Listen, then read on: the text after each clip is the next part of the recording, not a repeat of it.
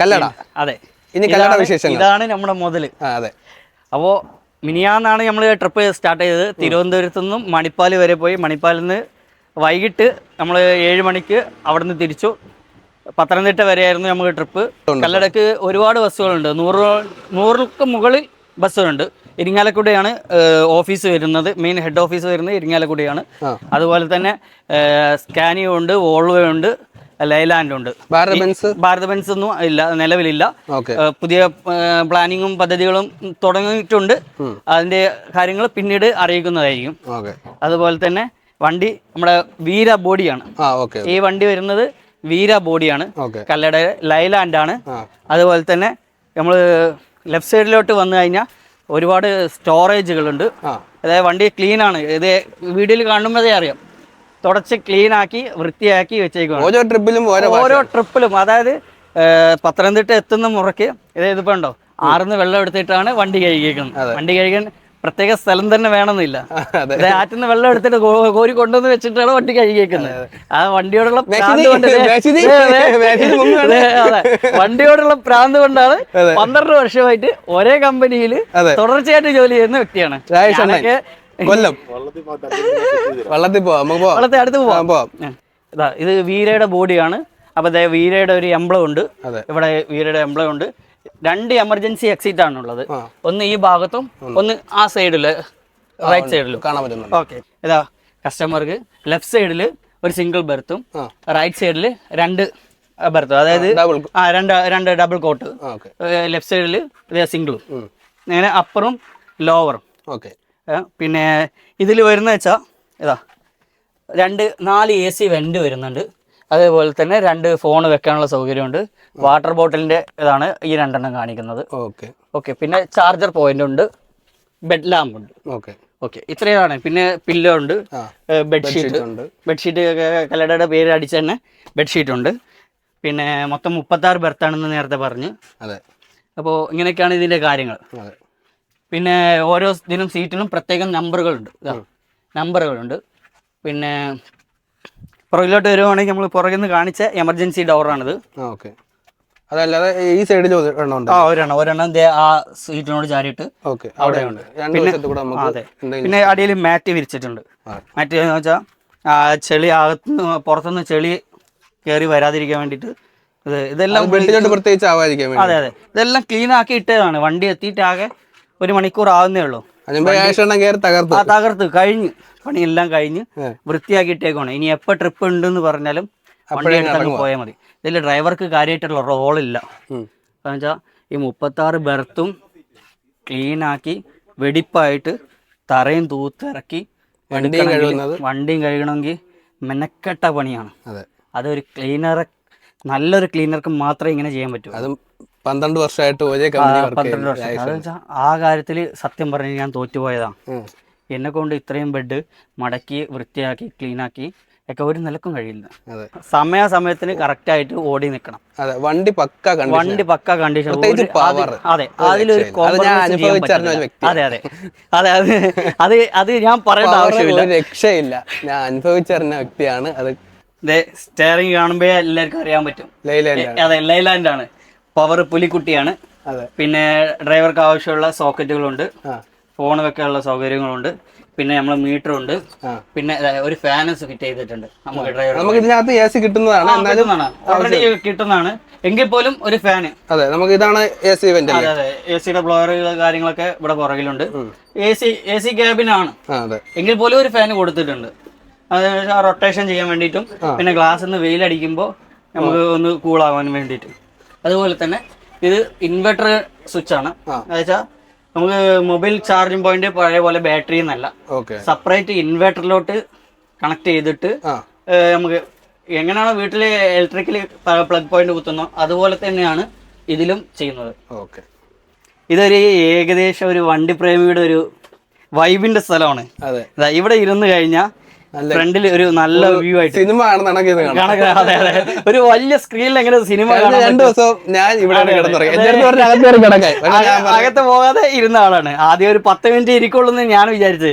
അത് കഴിഞ്ഞ് യാത്ര തുടങ്ങിയത് മുതൽ അവസാനം വരെ ഇവിടെ ഇരുന്നിട്ടാണ് സകല വീഡിയോ പകർത്തിയിട്ടുള്ളത്.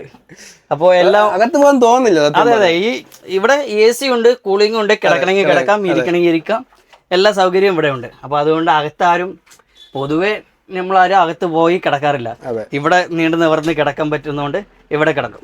വണ്ടിയെ പറ്റി പറയുകയാണെങ്കിൽ ഈ വാഹനം ഇവിടെ നിന്ന് അങ്ങോട്ട്, അതായത് ഈ നമ്മുടെ ബെർത്ത് തുടങ്ങുന്നത് മുതൽ ഫിക്സ്ഡ് ഗ്ലാസ്സുകളാണ് കൊടുത്തേക്കുന്നത്. വണ്ടിയുടെ അടിയിലെ ഭാഗത്തോട്ട് വരികയാണെങ്കിൽ ഇതാ, ഇത് ബാറ്ററി ബോക്സ് ആണ്. ബാറ്ററി ബോക്സ്, അതിന്റെ ഫ്യൂസ് കാര്യങ്ങളൊക്കെ ആയിട്ടാണ് ഈ ബോക്സ് വരുന്നത്. പിന്നെ വരുന്ന ഈ 2 ഡിക്കി സ്റ്റോറേജ് സ്പേസ് ആണ്. അതാ ഇത് സ്റ്റോറേജ് സ്പേസ് ആണ്. അതായത് പാസഞ്ചർ ലഗേജ് കാര്യങ്ങളൊക്കെ വെക്കാൻ വേണ്ടിയിട്ടാണ്. രണ്ട് സെയിം തന്നെ. ഇതാ ഇങ്ങനെയാണ് വരുന്നത്. ഇത് പാസഞ്ചർ ലഗേജ് ഒക്കെ കറക്റ്റായിട്ട് സുരക്ഷിതമായിട്ട് വെക്കാൻ വേണ്ടിയിട്ടുള്ള 2 ഡിക്കികളാണ്. പിന്നെ ഇതാ, പിന്നെ ഇങ്ങോട്ട് വരുവാണെങ്കിൽ ഇത് ഇന്നലെ ചെയ്ത ടയറാണ്. ഓക്കെ. പിന്നെ ഇവിടെ ഇത് വീലാണ്, അതായത് സ്റ്റെപ്പിന് വീല് ഇവിടെയാണ് കൊടുത്തേക്കുന്നത്. സ്റ്റെപ്പിന് നല്ല കണ്ടീഷനിലാണ് കൊടുത്തേക്കുന്നത്. ഇന്നലെ നമ്മൾ ചേഞ്ച് ചെയ്ത ടയറാണ് വെച്ചേക്കുന്നത്. അതുപോലെ തന്നെ ഒരു സ്റ്റോറേജ് സ്പേസും കൂടി ഉണ്ട് നമുക്ക് പുറകിൽ. ഏകദേശം വലിയൊരു ഡിക്കി സ്പേസ് തന്നെയാണ് ഇവിടെ വരുന്നത്. യാത്രക്കാരെ ലഗേജ് കാര്യങ്ങളൊക്കെ വെക്കാൻ വേണ്ടിയിട്ടുള്ള ഒരു ഡിക്കി സ്പേസ് ആണ് വരുന്നത്. ഇവിടെ ഡീസൽ അടിക്കാനുള്ള ഒരു ഡീസൽ കപ്പാസിറ്റി എത്രയാണ്? ഡീസൽ കപ്പാസിറ്റി ഇന്നലെ അടിച്ചത് 600 ലിറ്റർ ആണ്. 600 ലിറ്ററിൽ 470 ലിറ്റർ. അതെ, 470. അത് വെച്ചാൽ അതിന് മുന്നേ മെയിൻ്റെനൻസ് വർക്കും കാര്യങ്ങളൊക്കെ ഉണ്ടായതുകൊണ്ടാണ് ഇന്നലെ 470 അടിച്ചത്. നമുക്ക് ഇവിടെ നിന്ന് അങ്ങോട്ട് നിർത്താൻ പറ്റും. അതിന്റെ മുകളിൽ കയറി കിടക്കാല്ലേ? അതെ അതെ, ഇതാ ഇതിങ്ങനെ നിർത്തി കഴിഞ്ഞാൽ അതിന്റെ മുകളിൽ നമുക്ക് കയറി കിടന്നുറങ്ങാം. ഇത്രയും സ്പേസ് കിട്ടും. അപ്പോൾ ഇത് നിർത്തി കഴിഞ്ഞാൽ ഇത് പൊതുവെ ഉപയോഗിക്കേണ്ട ആവശ്യം വരാറില്ല. താഴെ ഇവിടെ തന്നെയാണ് കിടക്കാറ്. സുഖമായിട്ട്. പിന്നെ നമുക്ക് ഇവിടെ ഇരിക്കാൻ. അതെ അതെ, അതെ അതെ, രാഷണന്റെ മൊത്തം സീറ്റാണ്. ഇവിടെ ഇരിക്കും. അതെ, ഇവിടെ കിടക്കത്തില്ല, ഇവിടെ ഇരുന്ന് ഉറങ്ങും. യാത്ര അങ്ങോട്ടും ഇങ്ങോട്ടും ഇരുന്ന് ഉറങ്ങുന്ന ഒരു ഇതാണ്. അതുകൊണ്ട് ചെരുപ്പെല്ലാം താഴത്തെ ഇട്ടേക്കുന്നു. ചെരുപ്പൊക്കെ ഇട്ട് കയറി കഴിഞ്ഞാൽ ഇടി ഉറപ്പാണ്. വൃത്തിയുടെ കാര്യത്തിൽ ഒരു കോംപ്രമൈസും ഇല്ലാത്ത ഒരു വ്യക്തിയാണ്. അതുപോലെ തന്നെ കല്ലടയുടെ ഒരു പേരടിച്ചിട്ടുണ്ട് സൈഡിൽ. പിന്നെ ഈ 10% എന്ന് കൊടുത്തേക്കുന്ന ഡിസ്കൗണ്ട് ആണ്. അതെ അതെ, ടിക്കറ്റ് ചാർജിന്റെ ഡിസ്കൗണ്ട് ആണ്. അതായത് നമ്മുടെ കല്ലടയുടെ ഈ വെബ്സൈറ്റിൽ, അതായത് www.kalladatravels.com എന്നുള്ള ഈ വെബ്സൈറ്റിൽ കയറിയിട്ട് ബുക്ക് ചെയ്യുകയാണെങ്കിൽ 10% ഇല്ല. അവിടെ പൈസ കൂടുതലാണെങ്കിലും നിങ്ങൾക്ക് ഈ 10% ഡിസ്കൗണ്ട് ഈ വെബ്സൈറ്റിൽ നിങ്ങൾക്ക് കിട്ടുന്നതാണ്. അതുപോലെ തന്നെ കല്ലടയുടെ വെബ്സൈറ്റിൽ നിങ്ങൾ ബുക്ക് ചെയ്യുകയാണെങ്കിൽ നിങ്ങൾക്ക് ഇന്ന് ചെയ്യേണ്ട യാത്ര എന്തെങ്കിലും കാരണവശാൽ ചേഞ്ച് ചെയ്യണമെങ്കിൽ വിളിച്ച് കസ്റ്റമർ കെയർ നമ്പർ ഉണ്ട്, അതിൽ വിളിച്ച് പറഞ്ഞാൽ നിങ്ങൾക്ക് ചേഞ്ച് ചെയ്യാവുന്നതാണ്. ചേഞ്ച് ചെയ്യാം. അപ്പോൾ വേറൊരു സൈറ്റിലും നിങ്ങൾക്ക് ഈ ഇത് പ്രൊവൈഡിങ് അല്ല. ഒരു കാരണവശാലും വണ്ടി വഴിയിലാക്കരുത്. അതാണ് അവിടെ നിന്ന് പറയുന്നത്, ഓഫീസിൽ നിന്നുള്ള മെയിൻ ആയിട്ടുള്ള നിർദ്ദേശം. അതിന് എന്തൊക്കെ സഹായം അവിടെ നിന്ന് ചെയ്തു തരണോ അതൊക്കെ അവർ ചെയ്തു തരുന്നുണ്ട്. എന്നിട്ടാണ് ബാക്കി കാര്യങ്ങൾ ലെഡ്ജറിൽ എഴുതി നോട്ട് എഴുതി വണ്ടി ട്രിപ്പ് കഴിഞ്ഞ് വന്ന ഉടനെ ലെഡ്ജർ എഴുതി അവർക്ക് അയച്ചു കൊടുക്കണം. മണിപ്പാലിൽ നിന്ന് പത്തനംതിട്ട നൈറ്റ് സർവീസ് നടത്തുന്ന കല്ലട AC സ്ലീപ്പർ ബസ്സിലെ പുതിയൊരു എപ്പിസോഡിലേക്ക് എല്ലാവർക്കും സ്വാഗതം. സമയം വൈകുന്നേരം 6 മണിക്കാണ് ഇന്നത്തെ യാത്ര തുടങ്ങുന്നത്. പാസഞ്ചേഴ്സിന്റെ പിക്കപ്പ് പോയിന്റ് തുടങ്ങുന്നത് മണിപ്പാൽ ജംഗ്ഷനിൽ നിന്നാണ്. മണിപ്പാൽ ബസ് സ്റ്റാൻഡ് സൈഡിലായിട്ട് വണ്ടി ഒതുക്കിയിട്ടു. വണ്ടി എടുക്കാൻ ഇനി ഒരു 15 മിനിറ്റ് സമയമുണ്ട്. പാസഞ്ചേഴ്സ് പൂർണ്ണമായിട്ടും എത്തിയിട്ടില്ല. ഈ സമയം ഒരു ചായ കുടിക്കാനായിട്ട് അടുത്തുള്ള ചായക്കടയിൽ കയറി. കഴിക്കാൻ മസാല ബ്രെഡും ബ്രെഡ് ഓംപ്ലേറ്റും ആണ് ഇവിടുത്തെ സ്പെഷ്യൽ. ബ്രെഡ് ഓംപ്ലേറ്റ് വൻ ശോകമായിരുന്നു. ഒരു ഓംപ്ലേറ്റ് അടിച്ച് 2 ബ്രെഡും കൈ തന്നു. ബ്രെഡ് മാത്രമേ ഉള്ളൂ, ബ്രെഡ് വേറെ ഓംപ്ലേറ്റ് വേറെ. നമ്മളവിടുത്തെ അരി ബ്രെഡ് മുക്കി പരിച്ചിട്ടുള്ള പരിപാടിയൊന്നുമില്ല.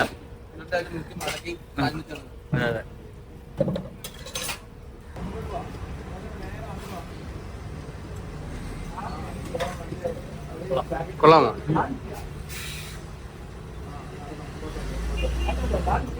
നമ്മളെ ബസ് പോണു. സമയം ഏകദേശം 6:30 നമ്മൾ മണിപ്പാലിൽ നിന്ന് പാസഞ്ചേഴ്സിനെ കയറ്റിക്കൊണ്ട് യാത്ര തുടങ്ങി. അടുത്ത പിക്കപ്പ് പോയിന്റ് ഉടുപ്പിയാണ്. ഉടുപ്പിയിൽ എത്തിയപ്പോഴത്തേക്കും ഏകദേശം നല്ലതുപോലെ ഇരുട്ടി തുടങ്ങി. മണിപ്പാലിൽ നിന്ന് കയറിയതിനെക്കാട്ടി കൂടുതൽ പാസഞ്ചേഴ്സ് ഇന്ന് ഉടുപ്പിയിൽ നിന്നാണ് കയറിയത്. ഉടുപ്പിയിൽ തന്നെ പല ഭാഗത്തു നിന്നും പാസഞ്ചേഴ്സിനെ പിക്ക് ചെയ്തുകൊണ്ട് നമ്മൾ നേരെ ഉടുപ്പിയിലെ കവാടവും കഴിഞ്ഞ് നേരെ കേരളത്തിലോട്ട് യാത്ര തുടങ്ങി. നമ്മളിനി തിരിച്ചു പോകുന്ന റൂട്ട് എങ്ങനെയാണല്ലോ?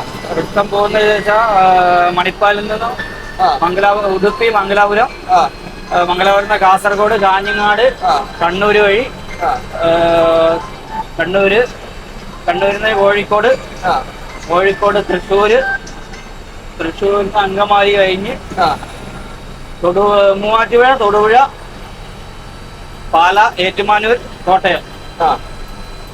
അവിടുന്ന് പിന്നെ ചങ്ങനാശ്ശേരി, തിരുവല്ല, ചങ്ങനാശ്ശേരി കഴിഞ്ഞ് തിരുവല്ല, ചെങ്ങന്നൂര്, പത്തനംതിട്ട. ഓക്കെ, ഈ റൂട്ടാണ് നമ്മൾ ഇന്നത്തെ യാത്ര പോകുന്നത്. അപ്പൊ നമ്മള് തിരിച്ച് എത്ര കിലോമീറ്റർ ഉണ്ടാവും? ഏകദേശം സെയിം കിലോമീറ്റർ ഉണ്ട്. 800 ഉള്ള കിലോമീറ്ററുകളാണ് ഇന്ന് ഓടാം. നമുക്ക് എത്ര മണിയാകുമ്പോ അവിടെ എത്താം? ഇന്നിപ്പോ 6 മണി കഴിഞ്ഞാൽ നമ്മൾ എടുക്കും. ഏകദേശം ഒരു 7 മണി 8 മണിക്ക് അടുപ്പിച്ച് നമ്മള് പുലർച്ചെ എത്തും. അതെ അതെ അതെ. ഈ റോഡിൽ ഏകദേശം ചരക്ക് വാഹനങ്ങളുടെ നീക്കം ഏറ്റവും കൂടുതൽ നടക്കുന്ന ഒരു റൂട്ടാണ്. അതായത് മുംബൈയിൽ നിന്നൊക്കെ. അതെ അതെ, മുംബൈ, പൂനെ, ചരക്ക് ഗതാഗതം അങ്ങോട്ടാണ്. പിന്നെ ഗോവ ടൂറിസ്റ്റ് വാഹനങ്ങളും, അതുപോലെ ഗോവ, മൂകാംബിക, ഉടുപ്പി, മുരുടേശ്വര അമ്പലങ്ങൾ, ഒരുപാട് അമ്പലങ്ങളുണ്ട്. കർണാടകത്തിലുള്ള ഏകദേശം വലിയ വലിയ അമ്പലങ്ങളൊക്കെ കിടക്കുന്നത് ഈ ഭാഗത്താണ്. ഉടുപ്പി, മുരുടേശ്വര, മൂകാംബിക, അങ്ങനെ അമ്പലങ്ങളും ഒരുപാട് ടൂറിസ്റ്റ് പ്ലേസുകളുണ്ട്. അതെ അതെ അതെ. പിന്നെ ഗോവയുണ്ട്, അങ്ങോട്ട് ബോംബെ, എല്ലാം ഈ റൂട്ട് തന്നെ. റോഡിനെ കുറിച്ച് എന്താണ് അഭിപ്രായം? നമ്മളെ കേരളത്തിനെക്കാട്ടി നല്ല റോഡ്, ഒത്തിരി കൂടി ബെറ്റർ റോഡാണ്. ഇത് കഴിഞ്ഞാൽ നമ്മുടെ റോഡ് നന്നായി കഴിഞ്ഞാൽ ഏകദേശം അടിപൊളി റോഡ് നമ്മുടെ തന്നെ ആവും. അതെ അതെ, അത് ശരിയാണ്. നമ്മുടെ റോഡൊന്ന് ഇറങ്ങിക്കോട്ടെ അല്ലേ? അതെ അതെ.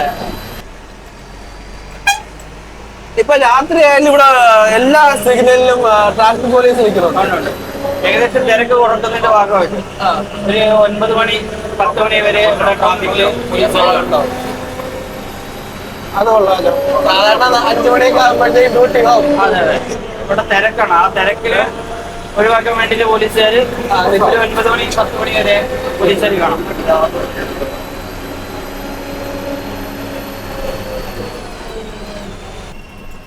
ഇപ്പൊ സമയം ഏകദേശം 8 മണിയാവുന്നു. നമ്മൾ മംഗലാപുരം എത്തി. മംഗലാപുരം പോർട്ടിന്റെ ഫ്രണ്ടിൽ എത്തിയില്ലേ? അതെ അതെ, റൈറ്റ് സൈഡിലെ പോർട്ടാണ് കാണുന്നത്. റൈറ്റ് സൈഡ് പോർട്ടാണ്, പക്ഷെ നമുക്ക് രാത്രി ആയതുകൊണ്ട് വിഷ്വല് കുറവാണ്, കാഴ്ച കുറവാണ്. അപ്പൊ മാംഗ്ലൂർ പോർട്ട് ഇത് ഇട സൈഡിലത്തെ അതെ അതോറിറ്റിയാണ്. റൈറ്റ് സൈഡിലാണ് നമ്മളെ പോർട്ട് വരുന്നത്. ഓക്കെ. അങ്ങനെയുള്ള കുറച്ച് ഇതാണ് railway track. Okay okay. NH റോഡിന് നടുക്ക് ഞാൻ രണ്ടാമതാണ്. ഒഡീഷയില ഒരു ഭാഗത്ത് പോയി, ഒഡീഷയിൽ നിന്ന് ജാർഖണ്ഡിലോട്ട് പോകുമ്പോ ഞാൻ ഇതിന് മുമ്പ് കണ്ടു. അതാണ് വണ്ടി കിടപ്പുണ്ട്. അങ്ങനെ ഇന്ത്യയിൽ 2 സ്ഥലത്ത് ഞാൻ NH റോഡിന് നടുക്ക് കൂടെ റെയിൽവേ ട്രാക്ക് കണ്ടു. ഒന്ന് ഞാൻ കണ്ടത് ഒഡീഷയിലാണ്. ഒഡീഷയില് ഭുവനേശ്വർ.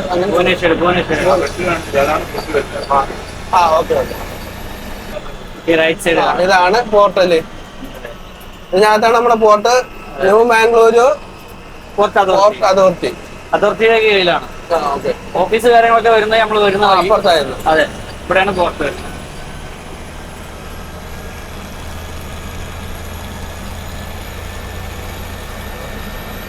കണ്ടെയ്നറുകളൊക്കെ കണ്ടെയ്നറൊക്കെ അടുക്കി വെച്ചേക്കുന്നു. ഇതെല്ലാം കാലിയായിരിക്കും അതോ ലോഡായിരിക്കും? ലോഡാകെ വന്നതും ഉണ്ടാവും, കാലിയായിട്ടുണ്ടാവും. റിട്ടേൺ കൊണ്ടുപോകുന്നതും വന്നതുമാണ്. Import and export. അതെ അതെ.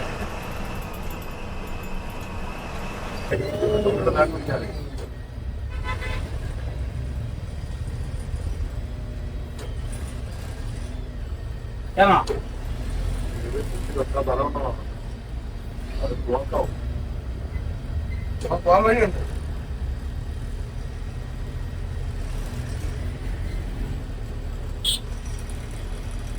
ഇരിക്കട്ടെ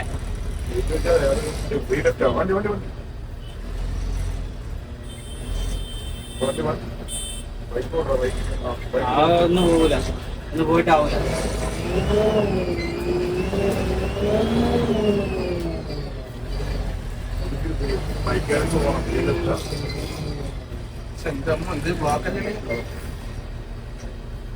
ഇത് പറ്റി ഇവിടെ എന്ത് വിഷയം എന്തോന്നു?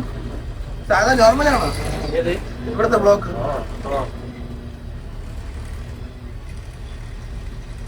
സിഗ്നലാണ്, സിഗ്നൽ ബ്ലോക്കാണ്.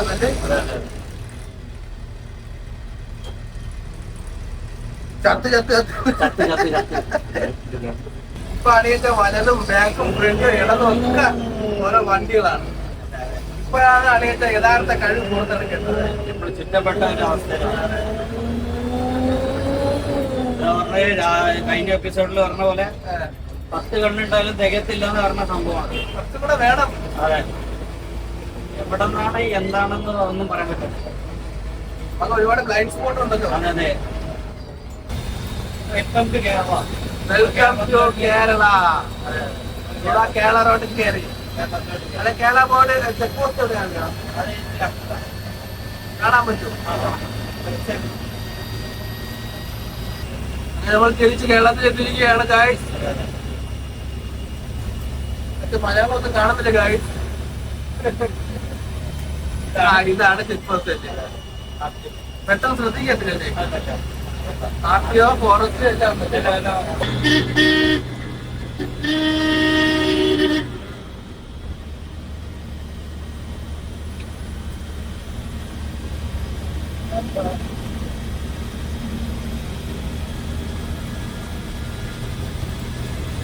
കാസർഗോഡ് എത്തിയപ്പോഴത്തേക്കും സമയം ഏകദേശം 9 മണി കഴിഞ്ഞു. കാഞ്ഞങ്ങാട് കോഴിക്കോട് റോഡ് കയറിയ ശേഷം പാലകുന്ന് എന്ന സ്ഥലത്ത് നല്ലൊരു ഹോട്ടൽ നോക്കി ഫുഡ് കഴിക്കാനായിട്ട് വണ്ടി നിർത്തി. വാഷ്റൂം സൗകര്യമുള്ള നല്ലൊരു ഹോട്ടലിൽ തന്നെയാണ് കയറിയത്. നമ്മൾ മൂന്നുപേരും ചിക്കൻ ബിരിയാണിയും രാജേഷണൻ ബെറോട്ടയും ബീഫുമാണ് കഴിച്ചത്. ഒരുപാട് ദൂരം പോകാനുള്ളത് കൊണ്ട് തന്നെ ഫുഡ് കഴിച്ച് വേഗം തന്നെ നമ്മൾ തിരിച്ചിറങ്ങി. അജ്മലിന്റെ ഡ്യൂട്ടി കഴിഞ്ഞ് ഉറങ്ങാനായിട്ട് പോയി. രൂപേഷളിയും ഡ്രൈവിംഗ് സീറ്റിൽ കയറി വീണ്ടും നമ്മൾ യാത്ര തുടങ്ങി. മുന്നിൽ ചെന്ന് കാഴ്ചകളെല്ലാം കണ്ട് പതിയെ പതിയെ എനിക്കും ഉറക്കം വന്ന് തുടങ്ങി. എഞ്ചിൻ കവറിന്റെ മുകളിൽ കിടന്ന് ലൈലാൻഡിന്റെ എഞ്ചിൻ സൗണ്ടും കേട്ട് ഞാൻ പതുക്കെ അങ്ങ് ഉറങ്ങി. ഇടയ്ക്കെപ്പോഴോ കണ്ണു തുറന്നപ്പോൾ കണ്ണൂരൊക്കെ കഴിഞ്ഞ് പോയിക്കൊണ്ടിരിക്കുകയാണ്. സമയം വെളുപ്പിനെ 4 മണിയായപ്പോഴത്തേക്ക് ഏകദേശം നമ്മൾ തൃശ്ശൂരെത്തി. എല്ലാ പാസഞ്ചേഴ്സിനും വാഷ്റൂം സൗകര്യം ഒരുക്കി കൊടുത്ത ശേഷമാണ് വീണ്ടും യാത്ര തുടങ്ങിയത്. തൃശ്ശൂരിൽ നിന്ന് അജ്മൽ വീണ്ടും ഡ്രൈവിംഗ് സീറ്റിലോട്ട് കയറി. ഡ്യൂട്ടി കഴിഞ്ഞ രൂപേഷ് ഉറങ്ങാനായിട്ടും പോയി. ഇനി തൃശ്ശൂരിൽ നിന്നും അങ്കമാലി, മൂവാറ്റുപുഴ, തൊടുപുഴ, പാല, കോട്ടയം, ചങ്ങനാശ്ശേരി, തിരുവല്ല, ചെങ്ങന്നൂർ വഴി പത്തനംതിട്ടയ്ക്കാണ് നമ്മുടെ യാത്ര.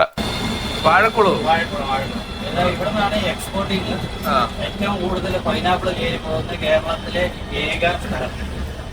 അതിന്റെ വണ്ടികളാണ് കിടക്കുന്നതെന്ന് തോന്നുന്നു. ഇതൊക്കെ പൈനാപ്പിൾ എക്സ്പ്രസ് ആയിട്ട് പോകാൻ വേണ്ടിട്ട് ഫുള്ള് നോർത്തിലോട്ടായിരിക്കും അല്ലേ? എല്ലാം പുറത്തോട്ടാണ് എക്സ്പോർട്ടിങ് ആണ്. ഫുള്ള് ഇവിടുന്ന് പുറത്ത് ഭാഗത്തോട്ടാണ്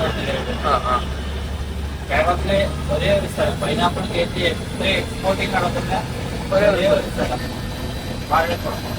അപ്പൊ ഇതുപോലെ വെട്ടം വീണ്ടെടുക്കാത്ത വിചാരിച്ച് ഇരുന്ന് 6:30 ഇതുവരായിട്ട് ഈ സ്ഥലത്ത് വെട്ടമൊന്നും വേണ്ടില്ല. സാധാരണ അത് 6 മണിയൊക്കെ ആകുമ്പോഴത്തേക്കും വെട്ടം വരുന്നതാണ്. കാലാവസ്ഥ കൂടുതലും പകല് കുറവാണ്. നമ്മളിനി നേരെ പോകുന്ന തൊടുപുഴ അല്ലേ? അതെ, തൊടുപുഴ, പാല, വാഗമൺ, കോട്ടയം റോഡല്ലേ? വാഗമണ്ണ് നമ്മൾ പോകത്തില്ല. ഇത് വാഗമണ്ണ് പോകുന്ന റൂട്ടാണ്. അതെ. നമ്മള് തൊടുപുഴയിൽ നിന്ന് തിരിഞ്ഞ് പാല, ഏറ്റുമാനൂർ, കോട്ടയം അങ്ങനെ പോകും. Thodupuzha 2 kilometre, Pala 28 kilometre, Koothattukulam 17 kilometre, Punalur 132 kilometre, Vijayapuram 51 kilometre, Kottayam 55 kilometre. പുറകില് ലൈലാൻഡ് ചേസില് ഓൾവോ ബോഡി കെട്ടിയ വണ്ടി വരുന്നത് അഡ്രി.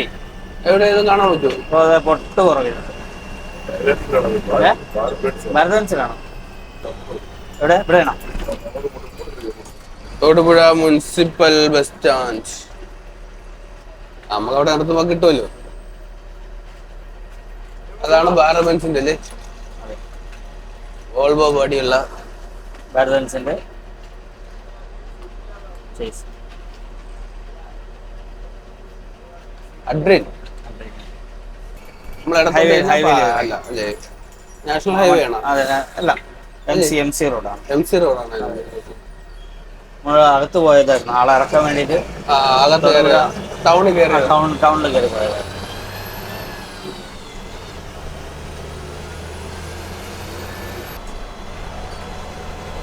നല്ല വളവാണല്ലേ? അതെ അതെ, നല്ല വളവും തിരിവുമാണ്, ആട്ടി ഉലക്കാൻ പറ്റത്തില്ല. സ്ലീപ്പർ ആയതുകൊണ്ട് കിടക്കുന്നവർക്ക് അതെ ചവിട്ടി തിരിച്ച് വേണം ഓടിക്കാൻ.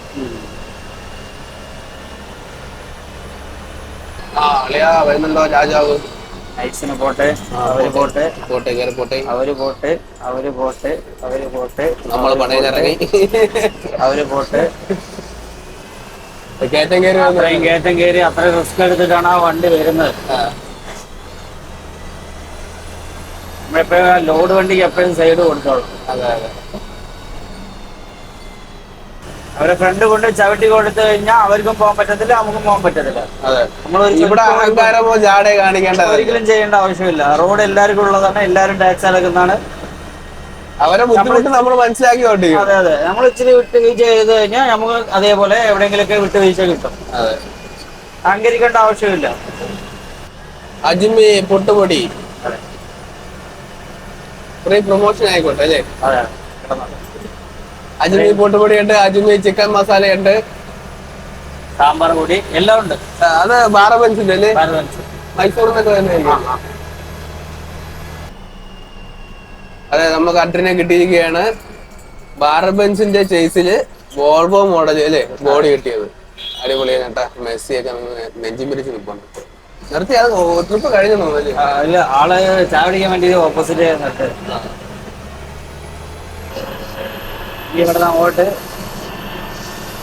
നല്ല വളവും അതുപോലെ വളവും കുത്തു കയറ്റും നല്ല ഹൈ കുത്ത് കയറ്റമാണ്. ചരത്തിലൂടെ കയറി പോകുന്ന പോലെ വളഞ്ഞ് തിരിഞ്ഞ് ഒന്നും മലയും കയറി.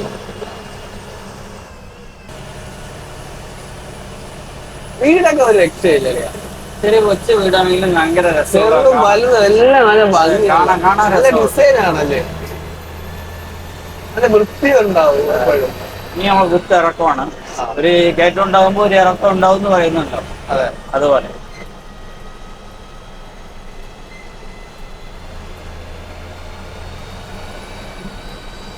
നമ്മള് ഹൈ റേഞ്ചിലാണ് അപ്പോൾ. അതെ അതെ,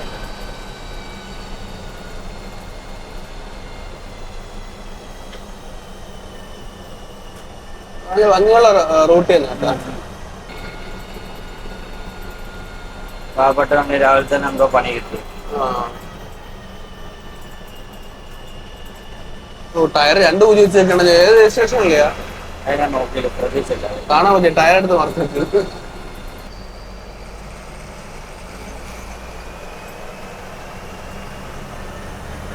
ഞാൻ ഈ റൂട്ട് ആദ്യമായിട്ടാണ് കേട്ടോ. നല്ല രസമുണ്ടെന്ന് കാണാൻ. കുറിഞ്ഞി, നമ്മൾ കുറിഞ്ഞിയിലെത്തിയിരിക്കുകയാണ് കാര്യം. വെള്ളച്ചാട്ടം ഒന്നുമില്ലല്ലേ ഇവിടെ? ഇല്ല ഇല്ല, വെള്ളച്ചാട്ടം മഴക്കാലത്തൊക്കെ. വാഗമൺ 48 കിലോമീറ്റർ ഉള്ളൂ. അതെ അതെ, അപ്പൊ പാല ടൗണിലോട്ടാണ് നമ്മൾ പോകുന്നത്. ആളിറക്കം നമ്മള് മെയിൻ ആയിട്ടുള്ള ഏരിയ കൊണ്ട് ഇറക്കല്ലേ. ടൗണിലോട്ട് ആളില്ലെങ്കിൽ നമ്മളത് നേരെ ബൈപ്പാസ് ആയി. ഇതാണ് KSRTC. പല അല്ല KSRTC.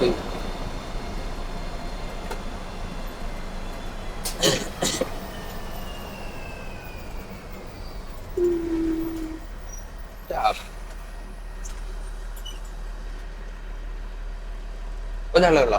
അതെ ഒരാൾ.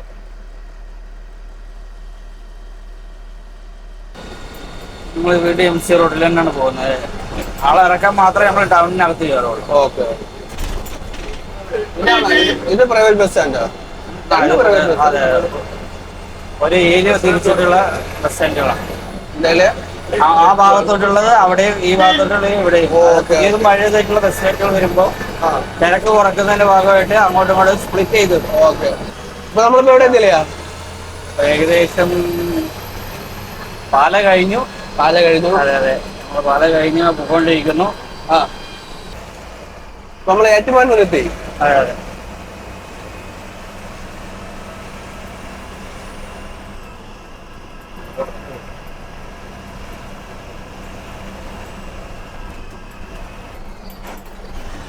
മെസ്സി മെസ്സി മെസ്സി ഓ ചെറിയ ഓടാക്കിയാണ് അവല്ലല്ലോ. വണ്ടി കിടക്കാൻ വണ്ടിയാണ്. ബാംഗ്ലൂർ സർവീസ് ആണല്ലേ? ബാംഗ്ലൂർ സർവീസ്, പത്തനംതിട്ട ബാംഗ്ലൂർ. ഇതൊക്കെ കാണുമ്പോഴത്തേക്കും ബസ്സൊക്കെ എടുക്കാൻ തോന്നുന്നു. അതെ, കാറ് പോലും ഇല്ലാത്ത ബസ് എടുത്തിട്ട് മാത്രം കാര്യമില്ല. ഇപ്പോഴത്തെ കണ്ടീഷനില് ഇത് കൊണ്ടെടുക്കാനാണ് പാട്. ബസ് എടുക്കാൻ ആർക്കും എടുക്കാം. 1,00,000 രൂപ അല്ലെങ്കിൽ 2,00,000 രൂപ ഉണ്ടെങ്കിൽ വണ്ടി കിട്ടും. 1 ലക്ഷം 2 ലക്ഷം 2 ലക്ഷം രൂപയ്ക്ക് വണ്ടി കിട്ടും. പൈസ ഒന്നും കൊടുക്കാതെ വണ്ടി കിട്ടും. ഫ്രഷ് ആയിട്ട് എടുക്കണം. അതെ അതെ, ഫ്രഷ് ആയിട്ട് എടുക്കുവാണെങ്കിൽ. അപ്പൊ EMI എത്ര വരും? EMI ഏകദേശം ഒരു 1,20, 1,30. ഓ, ഇതൊക്കെ നമ്മൾ ഓടി എടുത്ത് കൊടുക്കണം. അതിനുശേഷമുള്ളതാണ് നമുക്ക് ലാഭം. അതെ അതെ, അത് മെയിൻ്റെനൻസിന് പോവുകയും ചെയ്യും. അതിൽ മെയിൻ്റെനൻസ് ഉണ്ട്, ടയർ ഉണ്ട്, ടാക്സ് ഉണ്ട്, സാലറി ഉണ്ട്. അതെ, സാലറി, ഇൻഷുറൻസ് എല്ലാം കൂടി പറഞ്ഞ വണ്ടി എടുക്കാനുള്ള മൂടെ അതോട് കൂടി പോകും.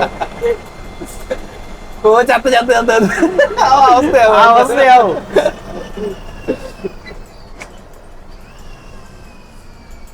പക്ഷേ ഒരു സെക്കൻഡ് എടുക്കുകയാണെങ്കിൽ EMI കുറവ്. അല്ല, രക്ഷപ്പെട്ടവരും ഉണ്ട്, ബസ് കൊണ്ട് രക്ഷപ്പെട്ടവരുണ്ട്.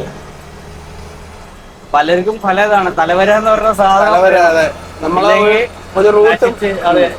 നശിച്ച് നാറാണക്കല്ലും വീടും കൂടി ഇല്ലാതെ കിടക്കേണ്ടി വരും. കിടപ്പാടം വരെ പോയ ആൾക്കാരുമുണ്ട്, അതിൽ കോടീശ്വരന്മാരായ ആൾക്കാരുമുണ്ട്. ഇപ്പൊ രക്ഷപ്പെടാൻ ചാൻസ് ഉള്ള റൂട്ട് ഏതാണ്? രക്ഷപ്പെടാനുള്ള ചാൻസ് എന്ന് പറഞ്ഞാൽ ഏകദേശം എല്ലാ റൂട്ടിലും വണ്ടിയുണ്ട്. രക്ഷപ്പെടാൻ പറഞ്ഞാൽ ഓരോരുത്തരുടെ തലവരെയാണ്. ഒരു റൂട്ടിൽ ചില വണ്ടി ക്ലിക്ക് ആവും, അതേ റൂട്ടിൽ തന്നെ ഡ്രൈവറെ കിട്ടണം. അതെ അതെ, അതേപോലെ വേറൊരു റൂട്ടിൽ അതേ റൂട്ടിൽ തന്നെ വേറൊരു വണ്ടി വരുമ്പോ ഇത് കാണുന്നില്ല. മെയിൻ ആയിട്ട് ടൈമിങ്, പിന്നെ പാസഞ്ചറെ കംഫർട്ട്, ടോയ്ലറ്റ് സൗകര്യം, ഭക്ഷണത്തിന്റെ അതായത് ഹോട്ടൽ സൗകര്യം, വൃത്തിയുള്ള വണ്ടി, പിന്നെ ക്ലീൻ ബെഡ്, ഇതൊക്കെയാണ് ആൾക്കാർ നോക്കുന്നത്. ഒരു തവണ കയറി കഴിഞ്ഞാൽ അവർക്ക് വീണ്ടും കയറാനുള്ള. അതെ അതെ, ഇത് സമയം ലേറ്റ് ആയിട്ട് കൊണ്ട് ഇറക്കുവാണെങ്കിൽ അവര് മടുക്കും. മടുക്കും. അടുത്തത്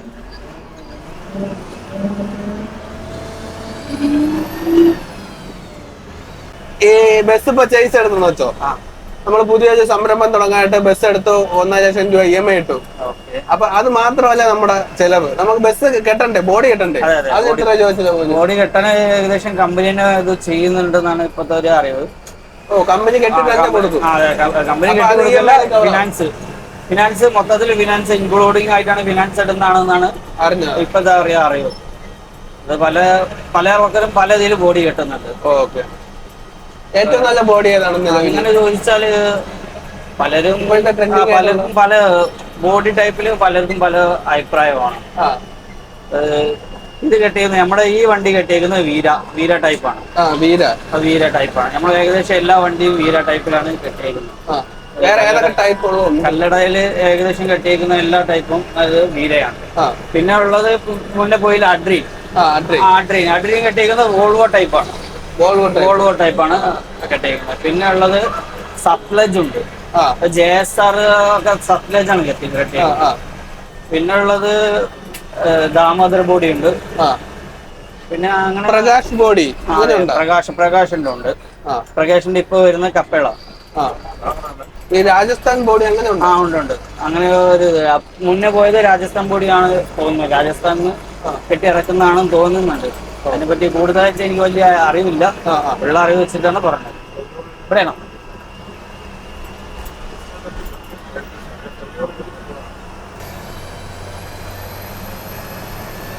അപ്പോൾ ഈ നൈറ്റ് സർവീസില് നമുക്ക് ഈ ഡ്രൈവർക്ക് നമ്മൾ ഈ യാത്ര ചെയ്യുമ്പോൾ ഉണ്ടാവുന്ന ബുദ്ധിമുട്ടുകളൊക്കെ എന്തൊക്കെയാണ്? വേറൊരു വണ്ടി ഓവർടേക്ക് ചെയ്ത് കയറി പോകുമ്പോ ആദ്യമൊന്നും ഹോൺ അടിക്കാൻ പാടില്ലായിരുന്നു. ഹോൺ അടിച്ചു കഴിഞ്ഞാൽ ഡിസ്റ്റർബ് ആവുന്നത്. പക്ഷെ ഇപ്പൊ ഹോൺ അടിക്കാതെ കയറി പോകാൻ പറ്റത്തില്ല. ജസ്റ്റ് ഹോണും ലൈറ്റും അടിച്ച് അവന് അറിയണം നമ്മൾ അതെ അതെ നമ്മൾ പുറകുന്ന് വരുന്നുണ്ടെന്ന്. അത് ചിലപ്പോ അവന് ക്ഷീണം കൊണ്ട് ഒരു ചെടയിലായിരിക്കെങ്കിലും നമ്മൾ അറിയിക്കണം, നമ്മൾ പുറകിലൊരു വണ്ടി വരുന്നുണ്ട്, എന്നെ പോലെ ഓവർടേക്ക് ചെയ്യാൻ വേണ്ടി നിൽക്കുവാണെന്നുള്ളത് അവനെ അറിയിച്ചിട്ട് മാത്രമേ കയറി പോകാവൂ. അല്ലെങ്കിൽ കയറി പോകുന്ന ഇടയിലായിരിക്കും അവൻ റൈറ്റിലോട്ട് പിടിക്കും. അപ്പൊ നമ്മളെ വണ്ടിയിൽ തട്ടാനുള്ള സാധ്യത കൂടുതലാണ്. പഴയ ഡ്രൈവർമാർക്ക് അറിയാമായിരിക്കും, ഈ ലൈറ്റ് അണച്ചു കൊടുത്താൽ തന്നെ അവനറിയാം പുറകിലൊരു വണ്ടിയുണ്ട്, അവൻ കയറി പോകാനുള്ളതാണെന്ന്. ഇപ്പൊ പൊതുവായിട്ട് കാണുന്നതാണ് ആരും ലൈറ്റ് ഓൺ ഇല്ലാതെ കയറി പോയി കഴിഞ്ഞാൽ ജസ്റ്റ് റൈറ്റിലോട്ട് പിടിക്കും, പെട്ടെന്നായിരിക്കും അവൻ കാണും, പെട്ടെന്ന് അപ്പം അവൻ വെട്ടിക്കും. ഈ ലൈറ്റും ഫോണും അടിക്കേണ്ട നിയമപരമായിട്ടുള്ള കാര്യമല്ല, നമ്മളെ ഒരു ആവശ്യമാണ്. ഒന്ന് ഉണർത്തുക, അറിയിക്കുക. അറിയിക്കണം പുറകെ വണ്ടി ഉണ്ടെന്ന്. അത് അവന്റെ സേഫ്റ്റി വേണം, നമ്മുടെ സേഫ്റ്റി വേണം. നമ്മള് കയറി ചെല്ലുമ്പോ നമ്മുടെ വണ്ടിയിലോട്ട് തട്ടും. അതേപോലെ നമ്മളെ പെട്ടെന്ന് അവൻ കാണുമ്പോ അവൻ പെട്ടെന്ന് റൈറ്റിലോ ലെഫ്റ്റിലോട്ട് കട്ട് ചെയ്യും. അപ്പൊ അത് അവന്റെ സേഫ്റ്റി കുറവാണ്. അപ്പൊ രണ്ടാളെ സേഫ്റ്റി നോക്കിയിട്ട് മാത്രം വണ്ടി ഓടിക്കുക. നമ്മുടെ ആകാശപാത കോട്ടയത്തെ ആകാശപാതയാണ്.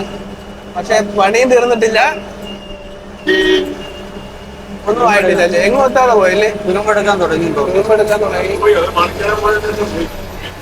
ഇതിഞ്ഞ് തലേ വീഴുന്നതിന് മുമ്പ് ഊഞ്ഞ് മാറ്റിയെന്നാണ് ചെയ്യേണ്ടത്.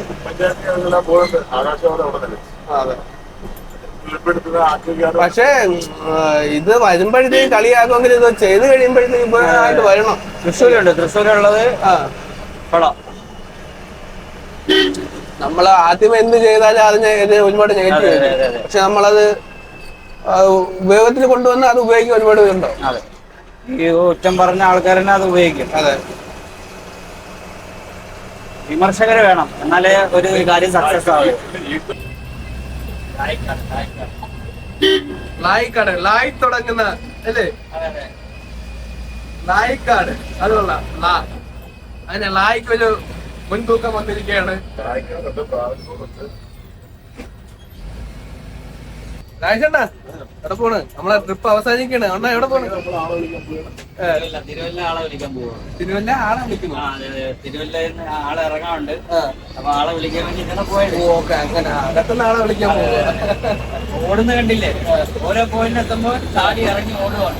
നമ്മുടെ സാരഥിയാണ് ശരിക്കും പറയാൻ വേണ്ടി. നിയന്ത്രണം ഫുള്ള് അവിടെയാണ്, സ്റ്റാരിങ് മാത്രമേ ഉള്ളൂ. അത്രേ ഉള്ളൂ, എല്ലാ നിയന്ത്രണവും അവിടെയാണ്.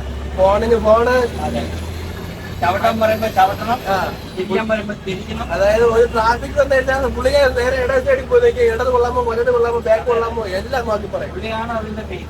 Full control. പിന്നെ സ്റ്റിയറിംഗിലല്ല, ഇടത് സൈഡ് രണ്ട് സൈഡിലും പോയി ആയിക്കോട്ടെ സൈഡിലും പോയാണ്. ആ കേരടാ കേറേ അടക്കടാ അടക്കടാ, പിടി അങ്ങോട്ട് തിരി, വലത്ത് പിടി ഇടത്ത് പിടി, പക്ക പ്ലാനിങ് ആണ് ഇവനല്ലേ. ചുരുക്കി പറഞ്ഞാൽ ഒരു ആനയുടെ ദർശനം മാത്രം ഞാൻ ചെയ്യുന്നുള്ളൂ. ആന പാപ്പാൻ അവിടെയാണ്. അതെ അതെ. ഞാൻ ഇന്നലെ നമ്മളെ ഭയങ്കര ട്രാഫിക് ഉള്ള സ്ഥലത്ത് പക്ക നമ്മളെല്ലാം കട്ട് ചെയ്ത് സൈഡ് കൊള്ളാം ബാക്ക് കൊള്ളാം അല്ലേ, നല്ല രീതിക്ക് നമ്മൾ ആ സൈഡിൽ നിന്ന് കോർഡിനേറ്റ് ചെയ്ത് നമ്മളെ കൊണ്ടുപോയി. എത്ര വലിയ ട്രാഫിക് ആണെങ്കിലും അണ്ണങ്ങ് ഇറങ്ങുന്നില്ല, വണ്ടിന്ന് വെളിയിലങ്ങ് ഇറങ്ങുന്നില്ല. പിന്നെ കളികൾ വേറെ, വണ്ടിയിലൊക്കെ പിടിച്ച് മാറ്റിയത്. പിന്നെ അവിടുത്തെ അവരാളായിട്ട് വണ്ടിയിലെ ആളല്ല, ഇത് റോട്ടിലിറങ്ങി ട്രാഫിക് പോലീസായി. ട്രാഫിക് പോലീസായി. അങ്ങനെയാണ് നമ്മള് കറക്റ്റ് ടൈമിന് ഈ വണ്ടി ഓടിക്കൊണ്ടിരിക്കുന്നത്. നാട്ടിലെ കാര്യം മാത്രമല്ല, വീട്ടിലെ കാര്യം മാത്രമല്ല, നാട്ടിലെ കാര്യം കൂടി.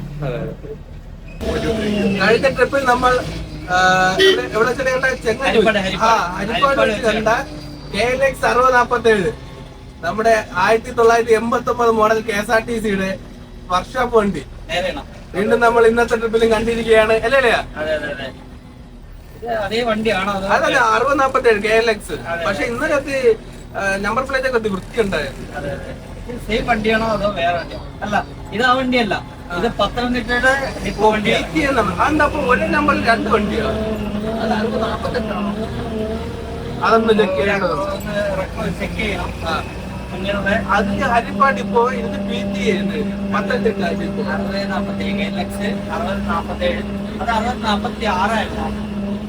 അതങ്ങനെ ഒരേ നമ്പറിൽ രണ്ട് വണ്ടിയാണ്. ചതിച്ചോ ഭഗവാനെ, ചതിച്ചോ വീഡിയോ ചതിച്ചു. D271 അത് ഞാൻ മിക്കവാറും ഇതിന്റെ കൂടെ ചേർക്കാം. അതിന്റെ നമ്പർ പ്ലേറ്റും ഇതിന്റെ നമ്പർ പ്ലേറ്റും ഒന്നാണോ നമുക്ക് ചെക്ക് ചെയ്യാം. അങ്ങനെ വരാൻ സാധ്യതയില്ല എന്നാണ് എന്റെ അഭിപ്രായം. എനിക്ക് സംഭവം ഇന്നലെ ബാക്ക് വൃത്തി ഉണ്ടായിരുന്നു. ആ വണ്ടി ആണ്, അതാണെന്ന് വിചാരിച്ചാണ്. വണ്ടിയല്ല, പത്തനംതിട്ടയുടെ കോഡ് കേട്ടോ. അത് ഹരിപ്പാട് ഇത് PT എന്ന് വെച്ചാൽ പത്തനംതിട്ട. ഓരോ ഡിപ്പോക്കും ഓരോ കോഡ് ഉണ്ട്. ഓക്കെ, ആ കോഡ് വെച്ചിട്ടാണ് വണ്ടി ചെയ്യുന്നത്. D271 ഡിപ്പോ നമ്പർ അല്ലേ? അത് കോഡാണ്. കോഡാണല്ലേ, വണ്ടി നമ്പർ. വണ്ടിക്കുള്ള കോഡ് നമ്പറാണ്. അപ്പൊ പഴയ വണ്ടികൾ ഒരുപാട് ഉണ്ടല്ലേ? വർക്ക്ഷോപ്പ് വണ്ടിക്കായിട്ട് മാറ്റി വെച്ചതാണ്. ഏകദേശം കേരളക്ക് 39 35 വർഷമാണ് 1989 മോഡലാണ് നമ്മൾ കഴിഞ്ഞ ദിവസം അരിപ്പാട് വെച്ച് കണ്ടത്.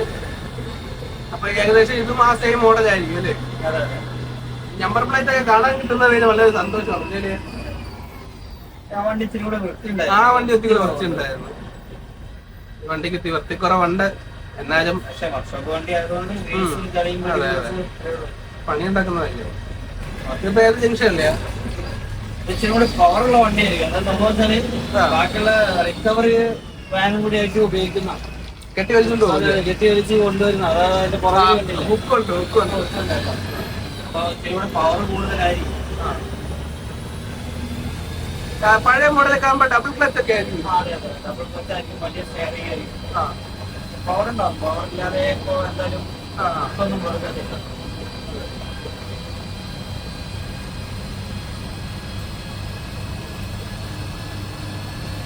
അത് KLX 6408 ഇത് 6048. അപ്പൊ എന്തായാലും നമ്മൾ വെറുതെ തെറ്റിദ്ധരിച്ചു അല്ലേ?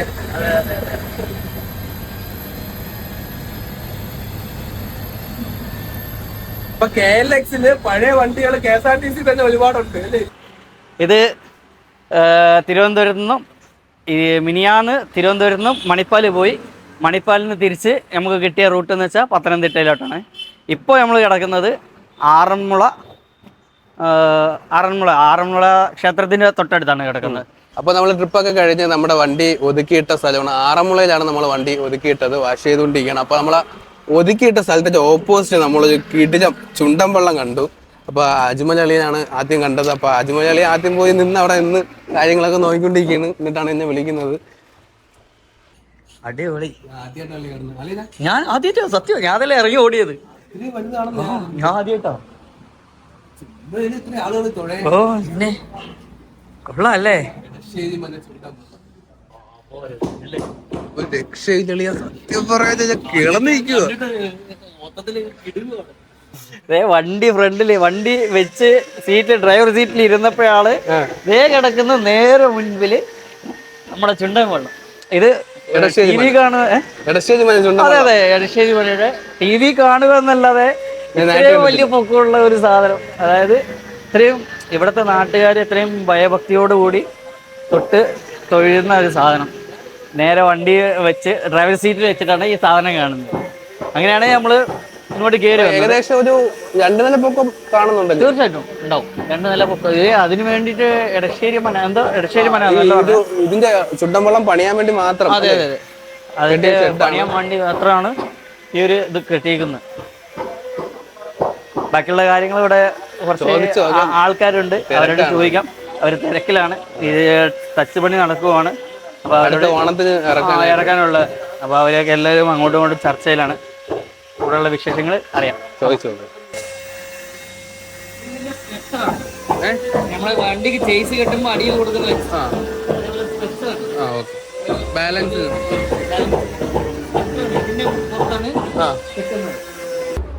ഗ്രീസ് അടിച്ചറിയാമോ? ഇതിന്റെ ഇടയ്ക്ക് ഇരുമ്പ് ചാനലും കൂടെ വന്നിട്ടുണ്ട്. അതാണ് ഇതിനകത്ത് ഇത്രയും ഗ്രീസും തുരുമ്പൊന്നും എടുക്കാതിരിക്കാൻ വേണ്ടി മെയിൻറ്റെയിൻസ് ചെയ്തിട്ടൊക്കെയാണ്. ഫുള്ള് ഗ്രീസൊക്കെ ഓയിലൊക്കെ അടിച്ചിട്ടേക്കാണ്.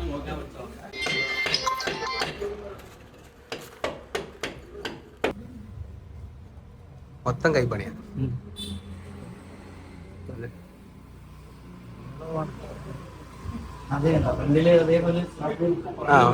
അതെ.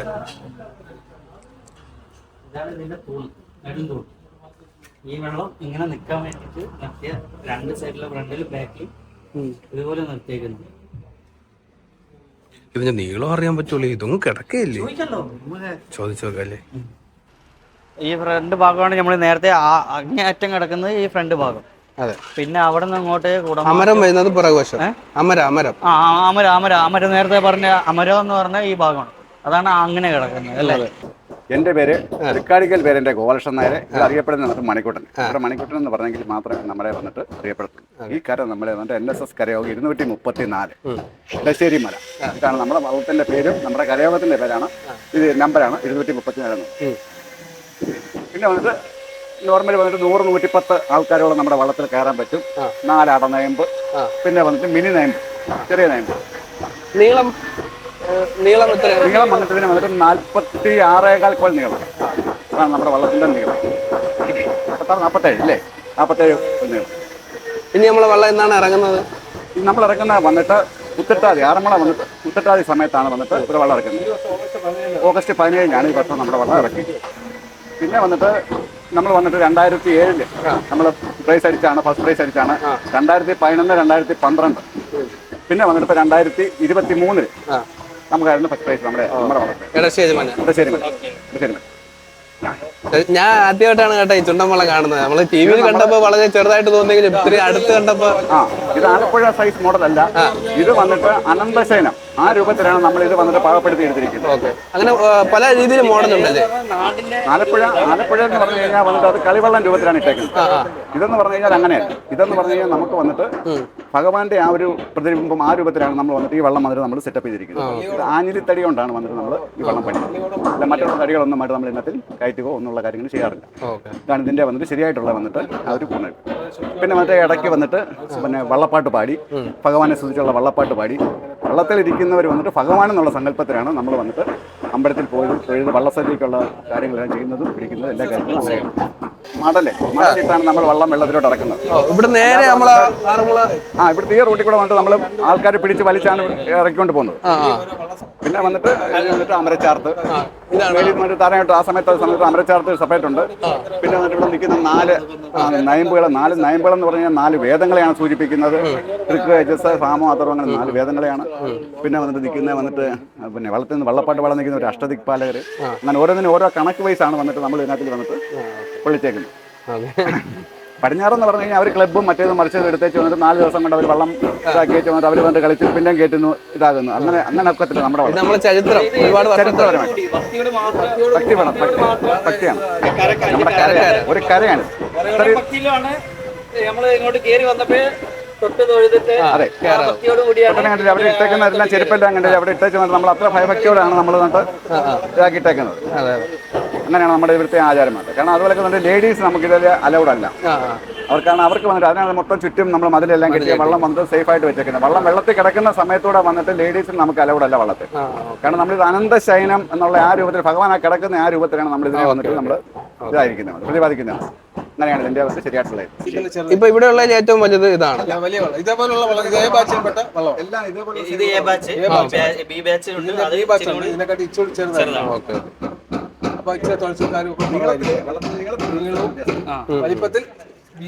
ഇതിന് തലയെടുപ്പിന് ഇത്ര ഹൈറ്റ് 18 അടി. ഇതിന് അമരം എന്നാണ് പറയുന്നത് ഈ തലയെടുപ്പിന്. ചുണ്ടൻവള്ളം ആദ്യമായിട്ട് കാണുന്നത് എന്നല്ലാതെ ഇതിനെക്കുറിച്ച് ഒരുപാട് കാര്യങ്ങൾ ഇന്ന് എനിക്കിത് ഇവിടുത്തെ ആൾക്കാർ പറഞ്ഞു തന്നു. സത്യം പറഞ്ഞാൽ ഒരുപാട് സന്തോഷമുണ്ട്. അപ്രതീക്ഷിതമായി എന്തോ ഒരു ശക്തി കൊണ്ടെത്തിച്ച പോലെ അല്ലേ? തീർച്ചയായിട്ടും വളരെയധികം എക്സൈറ്റഡ് ആയിട്ടുള്ള ഒരു ദിവസമായിരുന്നു. രാവിലെ തന്നെ ഡ്രൈവർ സീറ്റിൽ ഇരുന്നിട്ടാണ് വള്ളം കാണുന്നത്. അത് നമ്മൾ വണ്ടി കൊണ്ടിട്ട് നേരെ ഓപ്പോസിറ്റ് വള്ളത്തിന് നേരെ കിടക്കുകയാണ് വണ്ടി.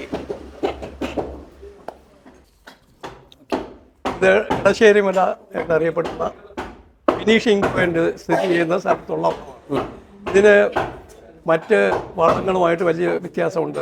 ഈ കരകളുടെ വള്ളങ്ങൾക്ക് ഇത് തിരുവാതിരപ്പുഴ പിന്നെ നാമധേയത്തിലുള്ള വള്ളമാണ്. അപ്പോൾ ഈ വള്ളങ്ങൾ ഒരു വർഷത്തിൽ 1.5 മാസം 2 മാസത്തേക്ക് വെള്ളത്തിലിറക്കി ഉത്രട്ടാതിയാണ് ഇവിടുത്തെ ഏറ്റവും വലിയ ഉത്സവം.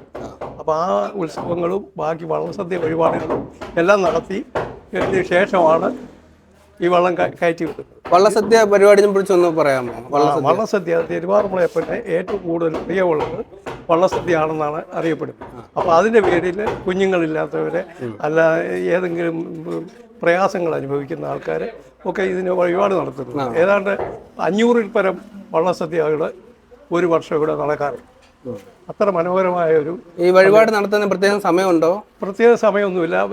വ്യക്തികളുടെ താല്പര്യത്തിനനുസരിച്ച് അവർ വള്ളസദ്യ ഇവിടെ ആലോചിക്കുകയും ഇവിടെ നമുക്ക് ഓരോ കരകളുടെ ഏതെങ്കിലും ഇഷ്ടമുള്ള വള്ളങ്ങൾക്ക് വള്ളസദ്യ കൊടുക്കുകയും ചെയ്യും.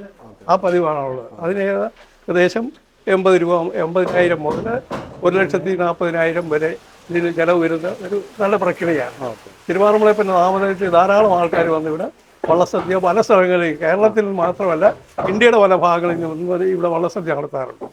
അപ്പോൾ ഈ വള്ളസദ്യ നടത്തുമ്പോൾ ഏറ്റവും കൂടുതൽ വള്ളവുമായിട്ട് അടുത്ത് കിടക്കുന്ന കര, ക്ഷേത്രവുമായിട്ട് അടുത്ത് കിടക്കുന്ന കരയാണ് ഇടശ്ശേരി മല. ഇത് ഇതിൻ്റെ ചരിത്രപരമായിട്ട് വലിയ പ്രസക്തിയുള്ള ആദ്യകാലങ്ങളിലുണ്ടായ വള്ളമാണ്. 1894 ഇറക്കിയ വള്ളമായിരുന്നു. ഞാൻ അതിന് മുമ്പ് ഉണ്ടായിരുന്ന വള്ളം. ഇപ്പോഴീ വള്ളം ചെറിയ മിനുക്ക് പണികൾക്ക് വേണ്ടി മാത്രമാണ് ഇപ്പം നടന്നുകൊണ്ടിരിക്കുന്നത്. അത്രയും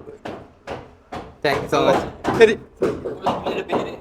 എൻ്റെ പേര് ഗോപാലകൃഷ്ണൻ നായർ, ഇടശ്ശേരി മല. ഇവിടുത്തെ വള്ളത്തിൻ്റെ ഒരു അംഗമാണ്. അടിപൊളി അളിയാ, ഒന്നും പറയാനില്ല. രാവിലെ തന്നെ മനസ്സ് നിറഞ്ഞോണ്ടിരിക്കുകയാണ്. ഈ ഒരു വള്ളത്തെ കാണാൻ പറ്റുന്ന ശരിക്കും നമ്മുടെ കേരളത്തിൽ ഒരുപാട് പ്രേമികളുണ്ട്. ആനപ്രേമി, വണ്ടിപ്രേമി, വള്ളപ്രേമികൾ. വണ്ടിയിൽ നിന്ന് വള്ളപ്രേമിയായിട്ട് മാറിയിരിക്കുകയാണ്. അതെ.